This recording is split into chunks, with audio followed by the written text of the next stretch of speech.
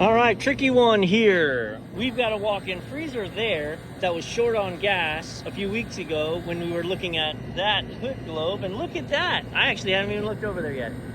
Beautiful new hood globe, got rid of that big stupid curb. Beautiful, that's what they needed to do. Anyway, they called and said the freezer wasn't working. So I was like, frustrated, like, really? I found the leak, I fixed it. I got here, sight glass is great, it's perfect. The walk-in cooler is what's 66 degrees. This beautiful 2010 unit. It is R404, it won't run. I had to play some real games. So the problem is, amongst many things, that service access valve is not accessible anymore. I monkeyed with that thing like crazy to try and see if I could get it to open so I could get a low side pressures on this, and I couldn't. But then when I took this port off, this cap, it started leaking like crazy. So the valve is letting it through anyway, or it's in a position that I have pressure. So here we are, 13 PSI, 190. Question is, if we open up and we put some pressure on the low side, yep, she'll up and run. Sight glass looks definitely flashy. I hate sight glasses that are totally horizontal like that. So, I weighed the bottle of charge downstairs.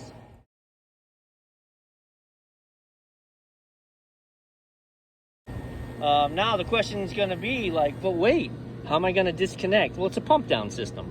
So, we'll let it pump down to almost zero. I'll disconnect, keep it above atmosphere, and then I'll jank that other cap back on. But we're likely gonna run this thing through an evaporator leak check inside too.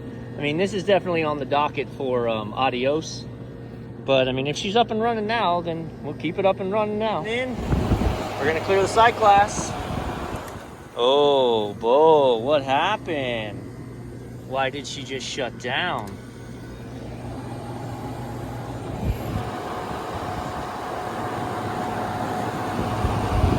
All right, we'll figure that out. Our head pressure's all right, 220. So we shouldn't have shut off on high pressure. Our coils are pretty clear. There's a little bit of impacted stuff in there.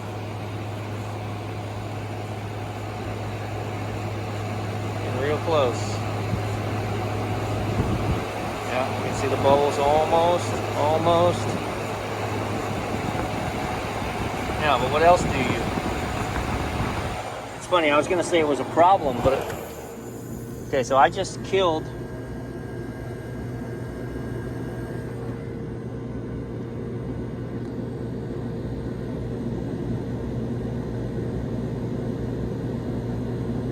I know the thermostat was calling inside.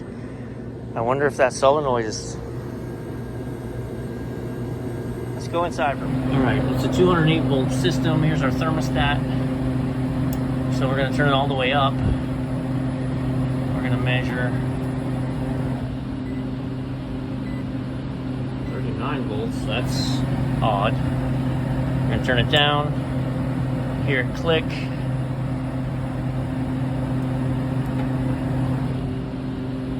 Zero. So 39 volts isn't a thing I'm not worried about. We've got a working thermostat. So why do we have no suction pressure upstairs is the question. I may have found it. Look. So I was looking to see, is my solenoid activating? Right? I'll pull the solenoid off and I'll throw my solenoid magnet on there, but I'm pretty sure that 120 volts coming up here to the solenoid ain't getting there, or it ain't getting home, because we got rusted, burnt up wires. So, coil AMG 208. Dude, I'm not gonna have a 208 coil, I get a 120. Stand by to check this out. So I'm always happy to be honest enough about a misdirection I took. So I went upstairs. I came in here first and I hit the thermostat and I heard it clicking, and there was a hissing sound through this as if it was working. But now that as we've investigated, so I gassed it up top to clear the sight glass. But if it turns out this has been closed the whole time, which, hi there. It's been closed the whole time. Let's verify that. We may be overcharged now. Listen. Now we got action. So we've killed the power in here.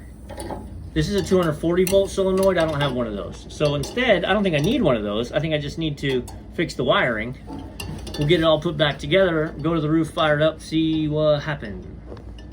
All right, we'll see. So I've got the thermostat set for 30. I got the wire secured up there to not rub onto anything. I eliminated, they had a red wire into a wire nut into a black wire, and it just get rid of any unnecessary, right? And I know then you're going, why didn't you get rid of this one? This one's good. Let's get rid of that.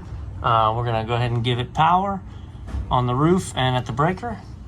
Listen for that beautiful whoosh. And I'm gonna be on the roof when we start it up so I can monitor pressures in case I overcharged the guy, because that is a possibility. All right, so unbelievably, we're not overcharged. So the box is 66 degrees, so I'm not surprised that you're running a high head pressure right now. But we've got a nice suction line coming back, clear sight glass. Between 250 and 260 head pressure. We're gonna let this thing pull down, but golden. Should live to fight another day. 44 degrees and temperature dropping. All right, so we've got everything back up and running. We are leak checking. We close the valve up forward with the cap on. We leak check. We leak check all that to make sure she's not gonna die out on us. Our pressure's dropped down. We were hanging out about 250. So, the moral of the story is saved by a receiver. There was room in the receiver for the extra refrigerant that I gave it. So no harm, no foul. Get the service cap on. Box is pulling down. That's a wrap.